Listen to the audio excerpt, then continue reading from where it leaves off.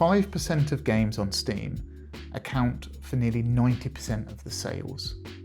All sales. If you're an indie developer, when you hear a number like that, it's like a punch in the gut. Here's the thing. I'm a data scientist, and when I hear a number like that, I don't want to fall into a pit of despair. I think, what are the mechanisms driving that number? What can we actually do about it? If we want to be indie developers, if we want to succeed in this market, what are the practical takeaways? In this video, we're going to talk about how, with the right framing, we can take something that looks like an impossible market to compete in and turn it into something that we can see actually as an opportunity. I looked at 62,466 developers who released at least one game on Steam.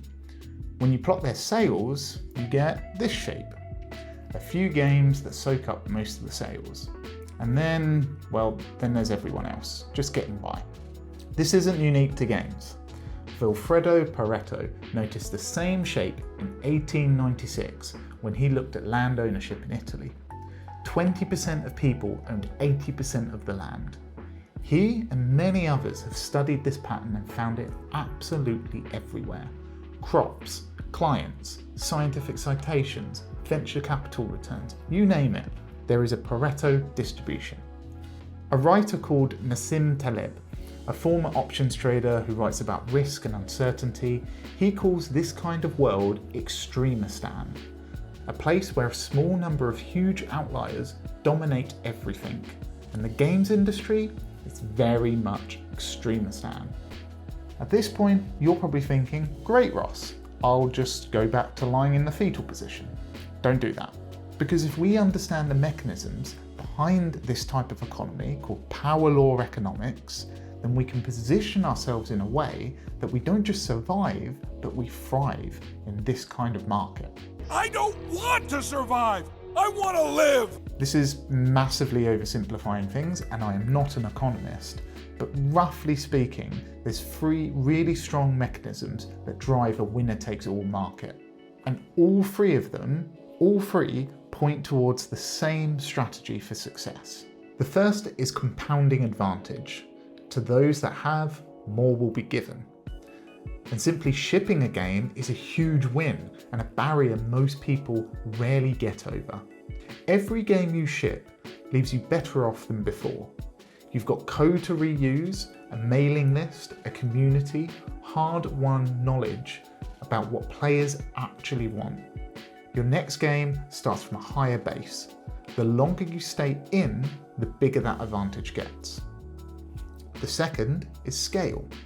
Say you're a doctor, a lawyer, a plumber, a dentist. There are only so many teeth you could fill in a day. Your upside is capped by time. Digital goods don't work like that. Selling your 10,000th copy costs essentially nothing. The upside is genuinely unlimited. That is why winners in this space grow exponentially. And the third is rare events. Most of what shapes your career, in games, in life, comes down to a handful of moments you couldn't have predicted. A game that blows up, a streamer who picks you up, a community that forms around something you've made. Those moments are rare, but they're real. And the only way to be there when one happens is to still be making games when it does. All three of these things have the same implication. The strategy is to stay in the game. Stay hard! And here's something that absolutely blew my mind when I first saw it. Of those 62,000 developers that we analysed in this dataset, only 1 in 5 went on to make another game. Just think about that for a second. The next time you see that disheartening tweet or that LinkedIn post or that YouTube video that says that Steam is being flooded with games, that is oversaturated, only 1 in 5 of those developers will go on to make another game. That means that they are not genuine competition, it's just noise. Let's try and visualize survival on Steam. This right here is what we call a survival curve. I used to make these to help doctors and scientists understand how long patients survive after some event occurs. Here I'm applying the same logic, but survival is instead, did the developer stick around and publish another game on Steam? On the x-axis, we see the progression of time, and up here on the y-axis is the likelihood that they will quit. See how for those developers making a second game, there is a 60% chance that they will not make another one. Compare that now to those developers that have made 2 games and they're making their third, or they've made their third game and now they're now making their 4th. We go from a 60% chance to more like 20 to 30% chance of not making another game. The point here is, the hazard of quitting is high early on, but the longer you stick to it, the lower your chance of bailing out. And here's where it connects to the actual commercial success. If we say a hit is selling like 25,000 copies, which for a mid-price game is roughly $250,000 in revenue, then on our first game, you've got about a 1 in 10 shot of hitting that goal. But by your 5th game, it's closer to a coin toss. I know. Before I get hate in the comments, whenever I bring up something like this, someone mentions, rightfully so, that I'm getting confused by survival bias. And I want to say, yes, you're completely right, because that is the point.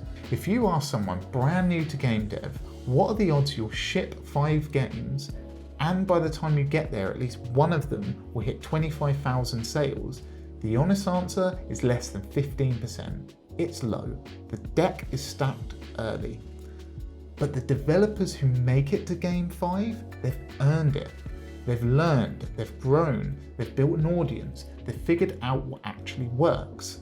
There's no magic when you get to that 5th release. You are the magic. You want to see a miracle, son? Be the miracle. Survivorship bias isn't a bug in the data, it's the whole point of it. The goal is to be one of the survivors. Because if you can be one of the survivors, you unlock that upside. If staying in the game is the goal, how exactly do we do it? One idea that I keep coming back to is something Nassim Taleb introduces in his books, which is this idea of the barbell strategy. Picture a dumbbell. One side is heavily weighted with safe bets, and then the other side is weighted with a few moonshots. They're risky, but if just one of them pays off, it's worth the risk. One side is safe bets that keep the lights on, and then the other side is your big swings. These are projects with massive uncapped potential where you only need one of them to pay off. Then in the middle, the messy middle, this is the bit to avoid. This is where you have medium risk but mediocre reward. That's where people, I think, they get stuck. Now I need to be clear, this is our interpretation of the barbell strategy. So for context, we have a game-orientated business, we have Game Oracle, our market research platform, we have consultancy services, but we're also trying to build an indie game studio. We're bootstrapping, we don't have external investment, but even if we did, we would still look at how we could have a good balance of safe bets and moonshots. Safe bets are simple things where the risk of financial ruin is low or even close to zero. But importantly, the risk of losing all your time to something external to your dream is also low. Some of you might be shocked that I've put full-time labour as part of that messy middle. And I know for a lot of us, it isn't an option. But if we do it for a lifetime, it has a capped upside. We don't own our outputs. I've put that in the messy middle because selling your hours can be the trap that means you never get round to actually taking a swing at one of those moonshots. Other messy middle things are unvalidated ideas, overbuilt infrastructure and feature creep, things with high risk and low payoff. The moonshots are the fun bit. This is where you get to roll the dice. You put say 10 to 30% of your resources towards a wild bet because there is no capped upside. You only need one of those bets to pay off, so it is worth the risk, so long as you have enough safe bets to cover for the moonshots that don't work. When I talk about resource allocation, I want to stress it is open to interpretation. For some people, that might be you spend 70% of your day working on a safe bet, which is working on a contract or working a full-time job. And then you spend your evenings at 30% on crazy risks. Our plan, speaking personally, has a longer time horizon. Our market research business and our contract work is how we're saving up to fund 6 to 12 month stints working on a moonshot before, well, having to run back to our contracts because we've run out of money. The point is, you have to have that long-term mindset of how do we survive long enough to increase our odds to fall in that upside. Survive! When it comes to direct strategies around building a game idea, there's a lot of widely used methods, and I'm not going to labour these because there's prominent figures in the industry that have explained them much better than I ever could. But it's worth drawing attention to how they connect to the mechanisms that drive power law outcomes. Managing scope, smaller manageable projects compound your skills faster and lower financial risk. Validating niches, specialising allows you to capitalise on scalability. If you build for a highly specific audience, you build on that cumulative advantage. And maximising algorithms, solid market research drives network effects that can spiral into virality. This isn't just theory, we can look at real developers who have played the long game and used very precise strategies. Take Sockpop, a Dutch self-described video game boy band where each dev ships small games under a shared brand and a Patreon, spreading the risk across the group. They have dozens of releases and then they had a massive hit like Stacklands. Gagonf built Taroom as a hobby alongside his day job. When it had modest success, he didn't immediately scale up. He lived frugally, he reinvested carefully, and he turned that into a sustainable full-time career that led to Shell Diver. Then there's Bite Me Games and Andy from Arenas. Both ran content and communities for years before they had their breakthrough title. Then we have people like Clockout Games, who learnt from 2 quiet releases, pivoted into co-op, validated their community, and then found success with InSync. These aren't just lucky outliers. I could only show a few, but there are many of them out there. People who apply a long-term strategy to game development and eventually they land in that upside because the longer they stay in the game, the longer they increase their chances of success. But success, right? That's a loaded term. It means something very different to each one of us. And for that reason, I want to end on something that isn't a statistic. There's a concept called the McNaram fallacy, also known as the quantitative fallacy. It was named after Robert McNaram, I'm probably pronouncing his name wrong, but he was the US Secretary of Defense during the Vietnam War. The US military became obsessed with one metric, that was enemy casualties. They used that as their main measure for winning. The numbers, they looked really good. The data said that they were ahead. But the reality on the ground is they weren't winning at all.